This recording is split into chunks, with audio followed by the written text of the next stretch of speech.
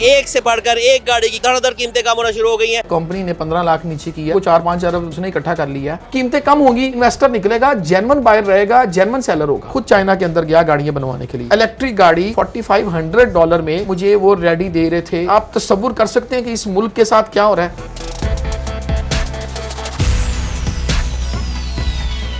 आप सब क्या हालात है गाड़ियों के, एकदम से प्राइसेस जो है वो हर कंपनी जो है वो डिक्रीज करना शुरू हो चुकी है। मार्केट पे क्या इम्पैक्ट है इसका?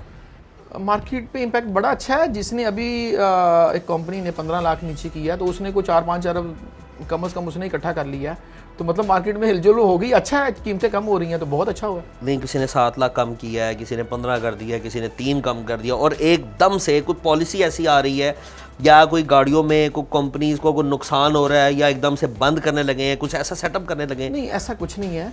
देखें, ये नाजायज़ मुनाफा ले रहे थे।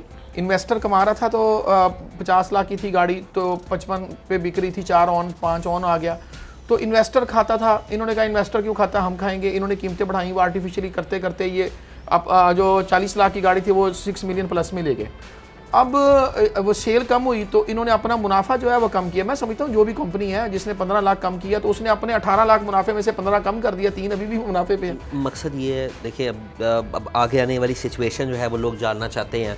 जो गाड़ियाँ 10.5 लाख से लॉन्च हुई थी वो 27 लाख पे चली गई, उस वक्त भी लोगों ने मुनाफा कमाया, आप लोगों के पास ही नफ़ा आया। वही गाड़ियाँ खड़ी खड़ी जो है वो शोरूमों पे 2-2, 3-3 गुना बढ़ना शुरू हो गई थी। तो क्या आपको नहीं लगता कि क्या वो पे बैक करने का टाइम आ गया? नहीं, देखिए ये लोगों, पहली बात तो ये है कि लोगों के फ़ायदे की बात है और ये ज़रूर होना चाहिए। और दूसरी बात देखें कि शोरूम वाला उस वक्त भी नहीं कमा रहा था, उस वक्त भी इन्वेस्टर घुसा, उसने प्रॉपर्टी से पैसा निकाला, उसने सोने से निकाला, उसने डॉलर से निकाला, गाड़ियों में फेंक दिया। सर, हम 10 लाख रुपया लगाते थे, हमें प्रॉफिट वही था।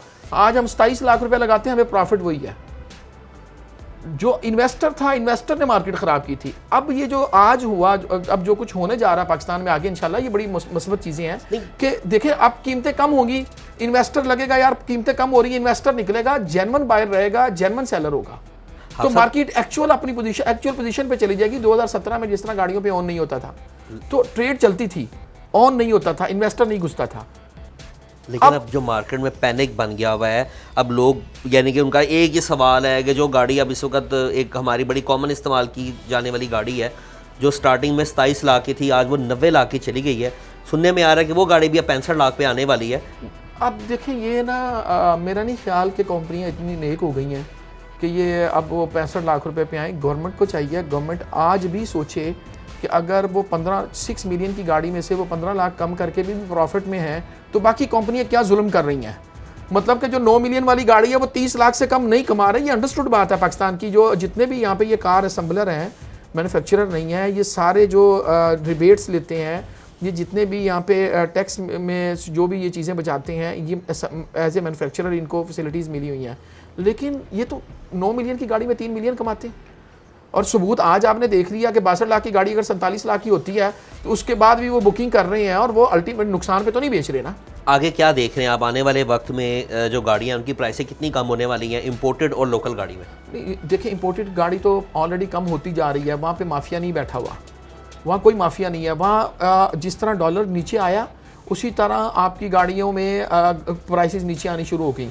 एक हेल्दी वहाँ पे आपको कंपटीशन मिलता है इंपोर्टेड गाड़ी में। एक बंदे के पास ज़्यादा से ज़्यादा क्या कैपेसिटी है? 4 गाड़ियाँ, 5 गाड़ियाँ, 10 गाड़ियाँ लेके बैठ जाएगा। इससे ज़्यादा तो नहीं लेके बैठ सकता एक बंदा, इंडिविजुअल है ना। वहाँ पे यहाँ पे कंपनीज़ हैं, कंपनीज़ की मोनोपोली है, वो डिमांड और सप्लाई का गैप रखते हैं और उस गैप के अंदर वो फिर मुनाफाखोरी की तरफ जाते हैं।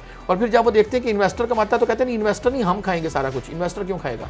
तो मैं समझता हूँ कि अब जब इन्वेस्टर निकलेगा कि अब मैं तो, मेरे पास एक चीज़ आई है, सपोज आप मेरे इन्वेस्टर हैं, मैं आपको कहता हूँ ये चीज़ 10 रुपये की है, ले लें। पहले मैं कहता था 12 की बिक जाएगी, अब तो मैं आपको नहीं कहने के काबल के 12 की बिकेगी। बिल्कुल। तो अब सब देखें, 284 से डॉलर 276 पे आया, को बहुत बड़ा गैप नहीं है डॉलर में? सर यही तो बात है, देखिए समझने की, कि डॉलर 307 से जब 77 पे, पहले 74 पे भी आया है, ठीक है। ये नवंबर से सारा सेटलमेंट होनी शुरू हुई। हमारी 6 माह के अंदर इन्होंने गाड़ियों की कीमतें क्यों कम नहीं की? क्यों नहीं की? सेल कम होने की वजह से? नहीं सर देखिए, ये मुनाफा कमाते रहे, मल्टीप्लाई करते रहे। ये सेठ कल्चर है, ठीक है। हम गालियाँ तो निकालते हैं मतलब एक दूसरी कौम को, अपने हमसायों को, लेकिन उनसे ज़्यादा बनियापन हमारे अंदर मौजूद है। हम डबल ट्रिपल मुनाफा कमाते रहे। 360 से जब डॉलर 74 पे भी आ गया, 274 पे डॉलर ट्रेड होता रहा, फिर 277 पे चला गया, 78 पे चला गया, 80 को टच करता रहा, लेकिन फिर अब स्टेबल रहा। ठीक है, अब जब 6 माह से पिछले डॉलर 270 और 80 के बिटवीन खेल रहा है, तो आपने अपनी प्राइसेस क्यों नहीं रिड्यूस की? और अब क्यों की कि अब आपका जो नाजायज़ मुनाफा था वो आपको बच नहीं रहा था, आपने मजबूरन एक्चुअल प्रॉफिट पे आ गए। अच्छा, गाड़ियाँ अगर पाकिस्तान में जिस तरह ये लोग असेंबल कर रहे हैं, अगर ये गाड़ियाँ पाकिस्तान में मैन्युफैक्चरिंग करते हैं, उसके पार्ट्स को पाकिस्तान में बनाते हैं, तो आपको क्या लगता है कि कीमतें मज़ीद कम हो सकती हैं इसकी, या ये डॉलर के मुकाबले में ही खेला करेंगे? नहीं सर, देखें, अगर ये लोकल मैन्युफैक्चरिंग की तरफ आ जाएं तो उसमें दो चीज़ों को मद्देनज़र रखना चाहिए। अब टेस्ला, अब आप देखें, एक गाड़ी है तकरीबन $44,000 से $44,000 से उसकी प्राइस स्टार्ट होती है। उससे अच्छी गाड़ी चाइना बनाता है, BYD दुनिया की 1 नंबर की कंपनी है, और वो वही गाड़ी इससे अच्छे फीचर्स के साथ $11,000 में चाइना में सेल कर रहा है। 4 गुना उससे कम कीमत है, यानी कि उसकी चौथाई कीमत के ऊपर BYD गाड़ी सेल कर रहा है। सर BYD क्यों सेल कर पा रहा है? क्यों? सब कुछ उसका लोकल मैन्युफैक्चरिंग, उसकी जेन्युइन लोकल है। एक सेकंड, आपका कहने का मतलब है कि पाकिस्तानी वो गाड़ी 28-29 लाख रुपए में गाड़ी है, जी सर, BYD इलेक्ट्रिक गाड़ी जो वहाँ की चाइना की मोस्ट पॉपुलर गाड़ी है BYD की, वो $11,000 में 30 लाख PKR पाकिस्तानी 30 लाख रुपए में। सर बिल्कुल। और क्यों? देखिए, उनकी लेबर कॉस्ट वहाँ पे कम है, मैन्युफैक्चरिंग पार्ट्स की उनकी अपनी है, बैटरी की उनकी मैन्युफैक्चरिंग अपनी है। नहीं, तो हमें ये 30 लाख में जो कचरा मिल रहा है, जो आल्टो मिल रही है गाड़ी, हाँ जी, तो वो उसके साथ अगर मुकाबला करें तो फिर तो बहुत फ़र्क है। देखिए, अब पाकिस्तान के जो ओवरऑल जो डॉलर को रिड्यूस किया गया कीमतों को, और फिर उसके बाद आपने बहुत सारी चीज़ों को चीनी तक को आर्मी ने कंट्रोल किया, तो ये आर्मी चीफ का काम है। और मेरा ख्याल है कि उनकी बात चल रही है BYD के साथ, और वो जो आर्मी का ने एक मईशत की बहाली के लिए कोई इदारा बनाया, उसमें CIF या इस तरह कुछ है, तो उसमें ये भी डिस्कस हो रहा है BYD का पाकिस्तान में आना। अच्छा, मेरा ख्याल है वैसे पाकिस्तान में जितनी भी कंपनियां काम कर रही हैं, उन्होंने एक मोनोपोली बनाई हुई है कि जिस तरह वो छोटी रेंज की गाड़ी है 30-35 लाख वाली है, वो सुजुकी ने करनी है। हालांकि टोयोटा में भी वो गाड़ियाँ 660 आती हैं, पिक्सेस आ सकती है, टोयोटा भी वो गाड़ियाँ लॉन्च कर सकता है, लेकिन टोयोटा नहीं कर रहा। उन्होंने एक रेंज दे दी है सुजुकी को कि ये वाली जो इस वाली साइड का जो कस्टमर है उसको आपने खाना है नोच के, उसके बाद जो सिविक वाला कस्टमर है उसको होंडा ने नोच के खाना है। तो वो सब ने कस्टमर्स मेरा ख्याल है बांटे हुए। तो BYD की जगह कहाँ पे बनेगी फिर? BYD अपनी मोनोपोली बनाएगा? BYD देखें, BYD चाइनीज़ का माइंडसेट ना बनिया वाला नहीं है ना, चाइनीज़ बिजनेस करता है, और वो जो आप उसे जितनी पैसे देते हैं उतनी की वो प्रोडक्ट आपको बना के दे देता है। आप सिर्फ ये देखें कि जब आप पाकिस्तानी ऑल्टो को देखते हैं, इसके गियर के अंदर जो एक झटका है, और वो आम बंदा उसे चलाते हुए डर जाता है, कल्टस के अंदर वो झटका मौजूद है। यही गाड़ी इसी इंजन के साथ जब जापान में बनती है तो ये फॉल्ट क्यों नहीं आता? सब देखें, ये चीज़ें आप वहाँ पे रेडार देते हैं, इससे कम प्राइस में वहाँ पे रेडार मिल रहा है, इससे कम प्राइस में वहाँ फ्यूल एफिशिएंसी हमारी लोकल की निस्बत बेहतर है। तो आपने जो बात की, इन्होंने चीज़ें डिसाइड कर ली हैं कि हमने 10 लाख की चीज़ इस कौम को 30 लाख की देनी है, क्योंकि ये लावारिस कौम है, इसका तो पीछे को खड़ा नहीं है। उसके साथ कंपटीशन में कोई दूसरा गाड़ी लॉन्च ही नहीं करेगा, तो कैसे जो है वो गाड़ी की प्राइस कम करने की जरूरत पड़ेगी? कंपटीशन बनेगा तो प्राइस कम होगी। मुझे बताएं, मैं खुद चाइना के अंदर गया गाड़ियाँ बनवाने के लिए। अब मैंने कल्टस गाड़ी, इलेक्ट्रिक गाड़ी, 2019 की बात है, $45,000 में, $4500 में, $4,500 में गाड़ी मुझे वो रेडी दे रहे थे, इलेक्ट्रिक गाड़ी $4500 में। आप तसव्वुर कर सकते हैं कि इस मुल्क के साथ क्या हो रहा है? गाड़ियों की कीमतें मज़ीद कितने % गिरने वाली हैं, और क्या आप लोग भी प्राइस को कम करने लगे? मैं समझता हूँ कि पाकिस्तानी जो यहाँ पे लोकल गाड़ियाँ बनाने वाले असम्बलर बैठे हुए जो भी हैं, इनको टफ़ टाइम देने का वक्त है। ये कौम अगर थोड़ा सा, अगर आपने बहुत सारी चीज़ों का बाइकआउट किया तो उसके असरात पूरी इंटरनेशनल मार्केट पे पड़े हैं।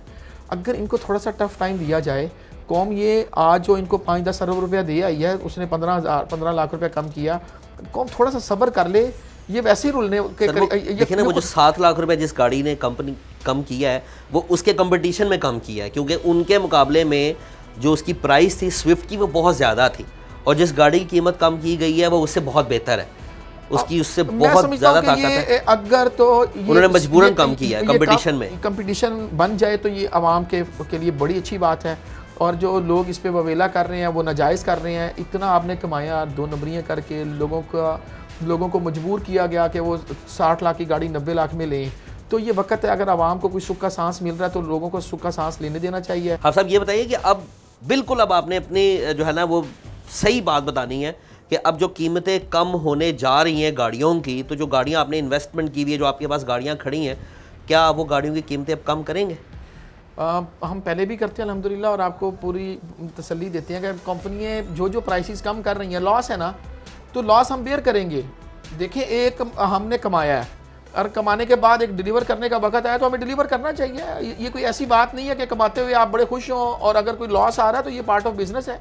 अगर कोई गाड़ियों की प्राइसेस कम होगी इंशाल्लाह हम जितनी गाड़ियाँ नीचे खड़ी हैं, अगर तमाम गाड़ियों पे कीमतें कम होती है, आप तमाम पे लॉस करने के लिए तैयार हैं? आप हमारे ऐड नोट कर लें, जिस गाड़ी की प्राइस कम होगी हम हर गाड़ी की प्राइस कम करेंगे। और इंपोर्टेड गाड़ियों में सजाद साहब, ये आपके वर्ड्स हैं जो कि कैमरा रिकॉर्ड कर रहा है कि जितनी गाड़ियाँ खड़ी हैं, जिन पे कीमतें कम होंगी, उन्हीं कम प्राइस के ऊपर आप गाड़ियाँ डिलीवर करेंगे। मैं सिर्फ ये रिकॉर्डिंग ही नहीं करवा रहा, बल्कि मैं आपको बता रहा हूँ, मैं पहले कर चुका हूँ। जितनी भी इंपोर्टेड गाड़ियों की प्राइसेस कम हुई हैं, मैं आपको गारंटी देता हूँ, आप मार्केट में कंपेयर करें, मेरी प्राइसेस कम होंगी इंशाल्लाह, और मजीद भी हम करेंगे। और मैं नहीं समझता कि ये कोई लॉस है, ये पार्ट ऑफ बिजनेस है। और बिजनेसमैन को सोचना चाहिए कि अगर मैंने कमाया है तो अगर आवाम को रिलीफ मिल रहा है तो आवाम को रिलीफ देना चाहिए। पहले लोग बहुत तंग हैं यार।